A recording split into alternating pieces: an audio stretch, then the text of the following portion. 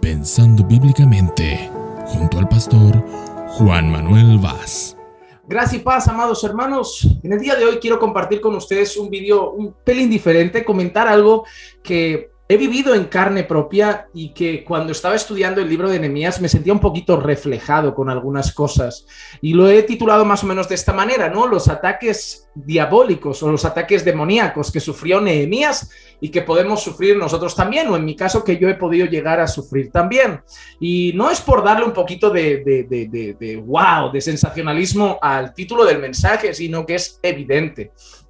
Yo quiero comentarlo de una manera rápida y creo que haré 2 o 3 vídeos sobre estas cosas relacionadas con Nehemías para separar un poquito el tipo de ataque demoníaco que quiero mencionar en este vídeo corto. En Nehemías capítulo 2 y el versículo 19 dice así: pero cuando se enteraron Sanbalat horonita, Tobías el oficial amonita y Gesem el árabe, se burlaron de nosotros, nos despreciaron y dijeron: ¿qué es esto que estáis haciendo? ¿Os rebeláis contra el rey? Mira qué interesante. Nosotros sabemos la historia de Nehemías de manera rápida, es la siguiente. Después del cautiverio, las personas habían empezado a ir de nuevo a Jerusalén. Se había restaurado el templo, se había restaurado la vida espiritual, pero Nehemías, que en ese momento era copero del rey Artajerjes, se entera por noticias de unos conocidos que los muros están destrozados, que las puertas de la ciudad están quemadas y las personas están en gran aflicción, obviamente al amparo de los enemigos. Entonces Nehemías se muestra triste ante el rey Artajerjes. El rey Artajerjes le pregunta qué le pasa. Nehemías le comenta: ¿cómo voy a estar bien si la ciudad donde están sepultados mis padres está así, al amparo de los enemigos, muros rotos, puertas quemadas, la gente en aflicción? Artajerjes le pregunta a Nehemías: ¿qué puedo hacer por ti? Nehemías entonces ora al Señor, le pide: si hallo gracia ante sus ojos, me gustaría que me dejaras ir para reconstruir esto, que me dieras cartas, que me dieras permiso para que los que trabajan la madera en el campo me la den y pueda ir para restaurar y reconstruir. A lo que el rey, movido obviamente por la mano maravillosa del Señor, accede a darle ese permiso, esa provisión de madera, incluso protección con hombres a caballo a Nehemías para que vaya allí. Nehemías inspecciona la zona, hace cálculos y empieza a movilizar a la gente para ir a trabajar y edificar el muro. Y en cuanto Nehemías hace un paso hacia adelante y mueve el pueblo a hacer la obra de Dios, cuando Nehemías empieza a servir en la causa de Dios, cuando Nehemías empieza a movilizar a la gente para una restauración de ese lugar, para que Dios siga cuidando y bendiciendo a su pueblo, del que dice la propia palabra que los enemigos odiaban ver el bienestar de los hijos de Israel, se levantan los enemigos y hacen 2 cosas: se burlan de ellos y los desprecian, y luego también afirman: ¿qué estáis haciendo? ¿Se estáis rebelando contra el rey? Entonces nosotros vemos a esos enemigos que, en cuanto no lo habían hecho antes, no se estaban burlando de ellos antes, no estaban haciendo eso antes, pero en cuanto dan un paso para servir en la causa de Cristo, cuando juntan al pueblo para hacer la verdadera obra de Dios, se enfurece el enemigo y va. ¿Y por qué digo demoníaco? Nosotros sabemos, por lo que el apóstol Pablo escribe en la carta a los Efesios, que nuestra lucha no es contra carne ni sangre, sino contra principados, contra potestades, contra huestes espirituales de maldad en las regiones celestiales. Nosotros sabemos que tenemos un feroz adversario, no solo nuestra carne, no solo el mundo, sino el diablo. Los demonios están ahí.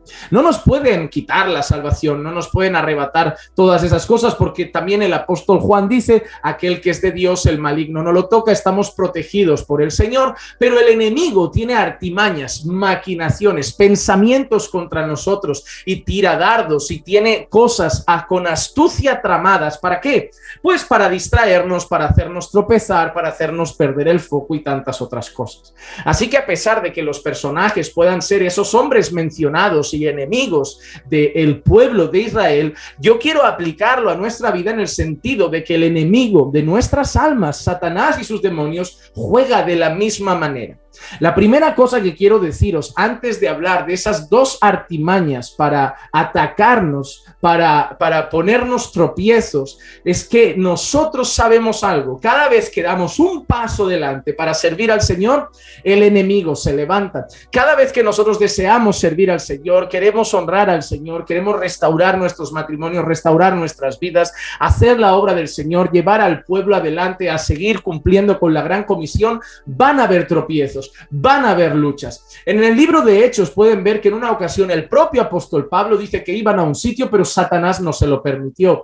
En el libro de Job vemos que por el permiso de Dios, y recordemos siempre que Dios es mucho más poderoso y soberano, por el permiso de Dios, Job fue zarandeado. Satanás tocó en sus hijos, Satanás tocó en su salud, Satanás tocó en su dinero, por el permiso de Dios. Pero ahí también ven el poder que puede tener el diablo y sus ataques. Por el permiso de Dios también Satanás zarandea a los discípulos. Jesús le dice a Pedro, Satanás me ha pedido para zarandearos y le voy a dar permiso, pero voy a rogar para que tu fe no falte. Y nosotros vemos que después, poco después, Pedro niega a Jesús, se entristece, vuelve a pescar. Sí, Jesús va a restaurarlo, pero la vida de Pedro es zarandeada tremendamente, hasta un punto que de manera temporal y pasajera parece que Pedro abandona sus labores como apóstol del Señor. Entonces nosotros vemos que Satanás puede zarandear una vida.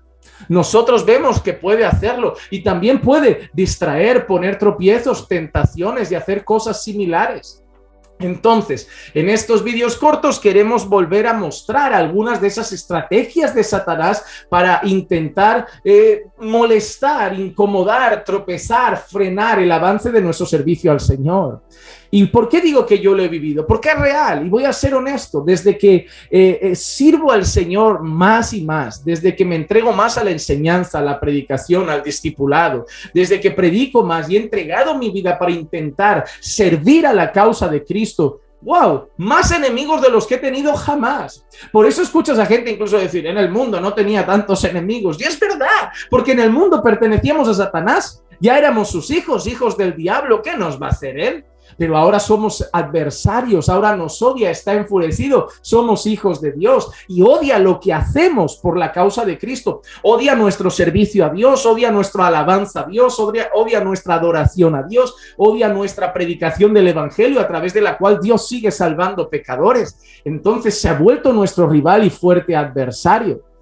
Entonces, ¿qué estrategia suele utilizar? En el texto que hemos leído hay dos, y yo he vivido en carne propia las dos.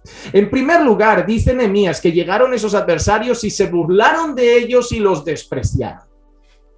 Cuando yo empecé en el ministerio y hasta el día de hoy, a veces porque yo no soy de los predicadores más mayores que hay en la zona, la verdad es que suelo ser cuando hay reuniones de los jóvenes, de los considerados jóvenes. Tengo 34 años, no soy un chiquillo, pero cuando me siento con otros pastores, otros ministerios, pues a veces otras personas que tienen 45, 50, 55, 60 años, 30 años de ministerio, yo honro las canas, yo respeto a esa gente que ha servido al Señor por muchos años, pero reconozco que muchas veces una de las cosas que usa el enemigo es la burla y el desprecio.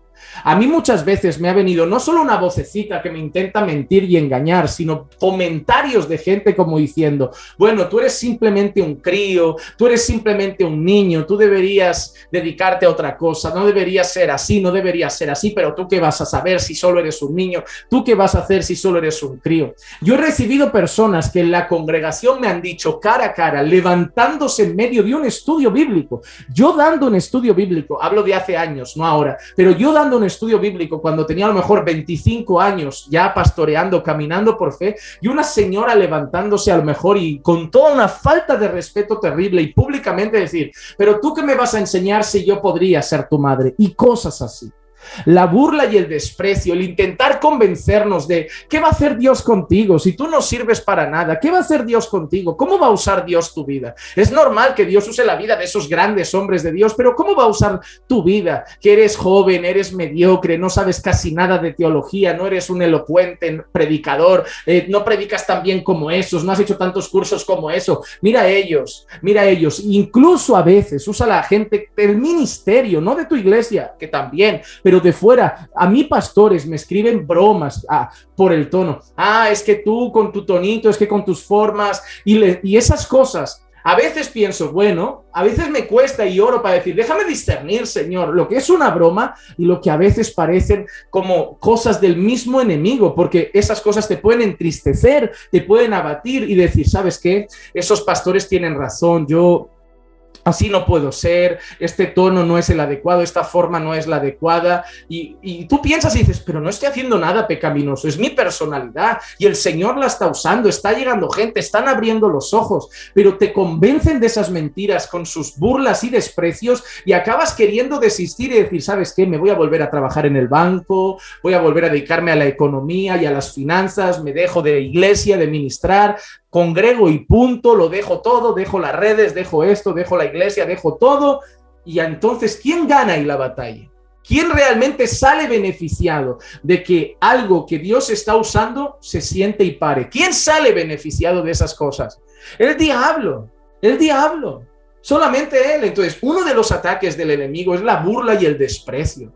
A veces escucharás esa vocecita en tu cabeza cuando decidas restaurar tu matrimonio, cuando te quieras levantar para hacer las cosas del Señor. Va a llegar esa vocecita que te va a decir, otra vez lo vas a intentar, si no te das cuenta que siempre acabas volviendo atrás, siempre lo acabas dejando, siempre acabas desistiendo, y te va con querer convencer con sus burlas y desprecios de que mejor siéntate, desiste de tu matrimonio, desiste de buscar al Señor, desiste de orar, desiste de ir a la iglesia, para que te quedes sentado en casa y entonces sí, no hagas absolutamente nada para el Señor. Ahí vemos, lo primero, burla y desprecio, y yo lo he vivido. Y lo segundo, y que vivo mensualmente, siempre a través de algún vídeo que hace algún canal o personas del entorno.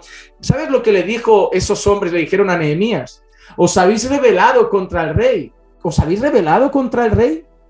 Nehemías estaba obedeciendo el permiso de Artajerjes, le había pedido permiso a Artajerjes, que le había dado cartas, le había permitido tomar madera, le había mandado hombres de caballo. Él no estaba deshonrando a nadie, no estaba desobedeciendo a nadie, pero él le dice que estáis desobedeciendo, os estáis rebelando contra el rey. ¿Y eso cómo se llama? Cuando tú no estás haciendo algo y alguien te dice que lo estás haciendo, ¿cómo se llama? Se llama difamar. Ellos eran hombres que estaban actuando bajo el permiso real, eran hombres que estaban honrando al rey, eran hombres que estaban respetando al rey, que estaban bajo el permiso del rey, pero estaban empezando a decir, esta gente se está rebelando contra el rey. Empezaban a otorgarle unas cosas que ellos no eran, como rebeldes y desobedientes cuando no lo eran, y eso se llama difamación. Una de las cosas que el diablo hace más suciamente es la difamación, y reconozco que uno de los medios más utilizados para difamar son las redes. A veces me mandan vídeos de, pastor, mira lo que ha dicho este pastor de ti, mira lo que han dicho en este vídeo de ti, y cuando veo digo, pero yo no dije eso, pero yo no dije exactamente eso, pero eso está sacado de contexto, pero yo no he hecho esto, y dicen que yo hago esto o que yo creo eso. Porque Juan Manuel no cree en los dones del Espíritu Santo. Digo, pero ¿dónde he dicho yo eso? Que no creo en los dones. Esa frase, no creo en los dones del Espíritu Santo, no la he dicho jamás. Entonces yo sí creo, y además nuestra iglesia así lo ha enseñado. Yo no soy una persona que diga, Dios ya no sana, Dios ya no hace milagros, Dios ya no hace... Yo jamás he dicho esas cosas. Que yo diga que no creo en los milagreros es otra cosa, pero hay que empezar a definir bien las cosas, pero lo usan para difamar. O cuando gente corta un vídeo corto y dice, Juan Manuel no cree en el arrebatamiento. Claro que creo, si la Biblia dice seremos arrebatados, ¿cómo voy a decir no creo en el arrebatamiento? Solo que hay distintas posturas. Hay personas que creen que el arrebatamiento será antes de un tiempo de tribulación, gran tribulación, y que luego unos años después vendrá la segunda venida de Cristo, y hay un proceso así. Hay gente que cree que es antes de ese momento de gran tribulación, hay gente que cree que es en medio de ese tiempo, hay gente que cree que es después de ese tiempo con la segunda venida de Cristo, pero no negamos el arrebatamiento. La única diferencia entre algunas posturas es cuándo va a darse ese momento. Así que yo sí creo en el arrebatamiento, pero realmente creo que se va a dar en la segunda venida de Cristo, no como un acto separado. Pero no me maten por eso. No creo que sea tampoco una doctrina primaria en cuanto a nuestra salvación esté implícita en eso. Igual me equivoco, pues si creen que me equivoco, oren para que Dios me dé más luz y lo pueda entender de otra manera, como lo entienden quizá hombres como John MacArthur, y yo no lo comparto, pero eso de decir, no cree en esto, cuando tú no has dicho no creo en esto, es difamar. Juan Manuel, esto es difamar, y es normal, porque la mejor Miren, cuando uno es un siervo del Señor, ¿qué debe cuidar mucho? Su testimonio. Primera de Timoteo 3, el que anhela obispado buena obra desea, pero es requerido que ese hombre sea irreprensible. Irreprensible, tiene que ser un hombre íntegro. Incluso la Biblia dice más adelante que tiene que tener buen testimonio de los de afuera para que no caiga en descrédito. Entonces nosotros debemos cuidar mucho nuestro testimonio, y una de las cosas que hacemos es privarnos de cosas, incluso de ambientes, de lugares, para cuidar un testimonio y decir, no, es un santo varón de Dios, para que la gente pueda mirar nuestra vida e imitar su fe, porque eso dice la palabra. Imitadme a mí porque yo imito a Cristo, decía Pablo, y es el deber de todo pastor poder decirle a la iglesia, imitadme a mí porque yo imito a Jesús. Entonces, ¿cómo podemos hacer que pierda crédito, que pierda ese lugar, que pierda ese sitio donde el Señor le ha puesto? Difamémosle. Tiremos abajo su integridad, tiremos abajo esa reputación que tiene de hombre que se cuida, que intenta predicar la verdad. Pongámosle como un mentiroso, pongámosle como un hombre malvado, pongámosle como un tirano, para que entonces la gente lo odie. La difamación es una estrategia diabólica. No está mal corregir, no está mal denunciar el pecado, por eso nosotros solemos denunciarlo, pero solemos denunciando ponerlo un vídeo donde dicen, mira todo lo que explica, conociendo el hombre y su línea de pensamiento. Nosotros solemos trabajar así, analizando a la persona, no algo en particular y arrancándola para difamar, sino mostrando una realidad de la persona a los demás. Pero hay que cuidar la intención del corazón en todo momento y sobre todo, cuidado de no tocar en arenas movedizas, de meternos donde el Señor no quiere que nos metamos. Pero la difamación es una estrategia diabólica. Eso es lo que estaba viviendo Nehemías, es lo que hemos vivido nosotros en nuestro ministerio algunas veces. En gente que va cuchicheando, otros pastores de la ciudad que nos odian muchísimo, otros pastores de Barcelona que no nos soportan, otros pastores de Barcelona que cuando las personas les dicen, oye, mira, está yendo gente a la iglesia caminando por fe, está creciendo, les odia el corazón de ellos porque dicen, si predica peor que nosotros, si nosotros somos predicadores más elocuentes, más maduros, más serios, ¿por qué hacen eso? ¿Por qué van a ese lugar? Pues será por la fama de las redes. Intentan torcerlo todo y ensuciarlo en vez de decir, gloria a Dios, que almas están yendo a un lugar donde no hay circo y donde hay palabra, oración. Pero la difamación es una estrategia muchas veces movida por corazones envidiosos.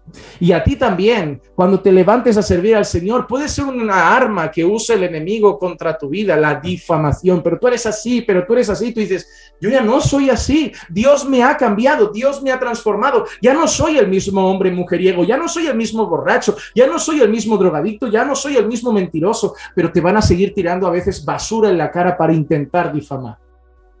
Eso no pasa todos los días y no le pasa a todo el mundo igual. Le pasó a Nehemías, nos pasó a nosotros y nos ha pasado en alguna ocasión, y parece que también cuanto más te expones en la obra del Señor, más ataques recibes. Pero debes estar preparado. Si eres creyente, tienes un feroz enemigo llamado Satanás, con un ejército que son sus demonios, y algunos de los ataques de los que hemos hablado hoy y hablaremos en otros vídeos de otros son esos dos: burla y desprecio y difamación. Si te llega, tranquilo. Bienaventurados sois cuando por mi causa os vituperen y os persigan y digan toda clase de mal contra vosotros, mintiendo, porque lo mismo hicieron con vuestros padres, los profetas. Alegraos y regocijaos, somos siervos del Señor, y si el diablo y sus séquitos nos atacan, es que estamos bien con nuestro Padre eterno. Un fuerte abrazo desde Barcelona. Comparte este vídeo con más gente. Ayúdanos a llevarlo a más personas, y pronto otra nueva enseñanza sobre estrategias de Satanás para frenarnos, tentarnos, intentar provocarnos en medio del camino. Un abrazo.